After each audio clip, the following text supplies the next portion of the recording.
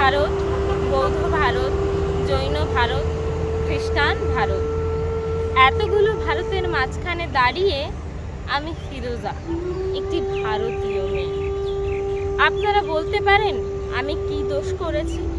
পৃথিবীর যে কোনো দেশের যে কোনো একটা মেয়ের মতো আমিও একজনকে ভালোবেসেছিলাম। প্রথম যেদিন ওর চোখে চোখ পড়েছিল আমার, আমি জানতাম না ওকে। বিকেলবেলার কলেজ ক্যাম্পাসে যে আলো এসে পড়েছিল ওর চুলে, তার কোথাও লেখা ছিল না ওর ধর্ম।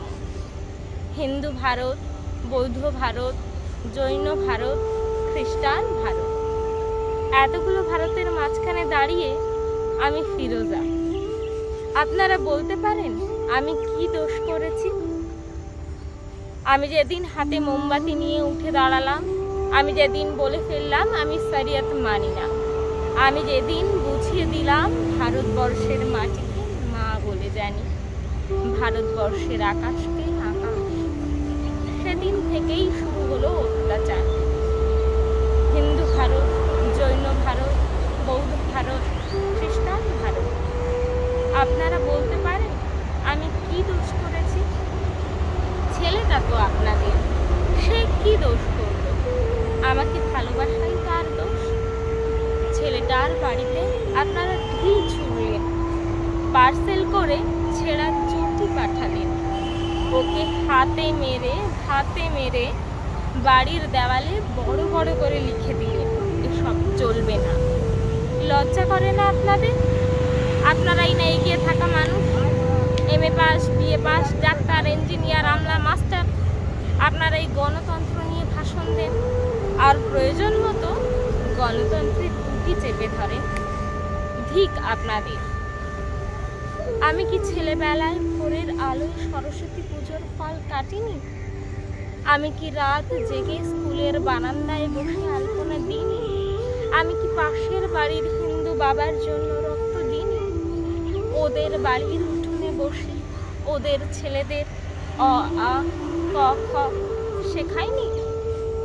আমি আরবি শিখিনি, ফার্সি শিখিনি, উর্দু শিখিনি, বাংলাই আমার ভাষা। এই ভাষাই আমার চোখের জল, আমার পায়ের ঘুঙুর।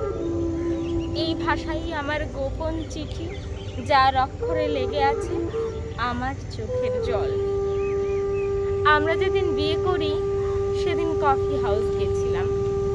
ও সেদিন আমাকে ঝোলা ভর্তি করে রবীন্দ্রনাথ কিনে দিয়েছিল। হাওড়া স্টেশনে পৌঁছে কানে কানে রবীন্দ্রনাথ বলেছিলেন, ফিরোজা তুমি আমার মৃন্ময়ী, তুমি আমার লাবণ্য, তুমি আমার সুচরিতা। সেদিন রাতে কি হয়েছিল জানি না, কি ঘটেছিল ওদের বাড়িতে, কি ঘটেছিল ওদের পাড়ায়, সে কি করেছিল ওদের বাবা কাকা, সেটা আজও আমি জানি না। কিন্তু তারপর দিন ওকে আর কোথাও খুঁজে পাওয়া যায়নি। ও কোথায় চলে গেল আমি জানতে পারিনি। এই আপনাদের ভারতবর্ষ, এই আমাদের ভারতবর্ষ। আমি একজন সাধারণ মেয়ে, অথচ বাড়িতে, পাড়ায়, অফিসে, পুজোর প্যান্ডেলে, বিয়ে বাড়িতে, অন্নপ্রাশন, এখনো আমাকে নিয়ে ফিসফাস। ডাক্তারের কাছে যাই, ফিসফাস। কলেজে ঢুকি, ফিসফাস। বাজারে যাই, ফিসফাস। যে হাউজিংয়ে থাকি সেখানেও চলতে থাকে অবিরাম লুকোচুরি।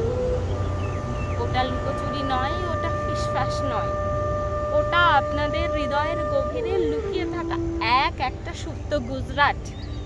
যদি আপনাদের হৃদয় বড় না করেন, আকাশের দিকে যদি আপনারা না তাকান, এই পোড়া দেশে আরো আরো আরো অনেক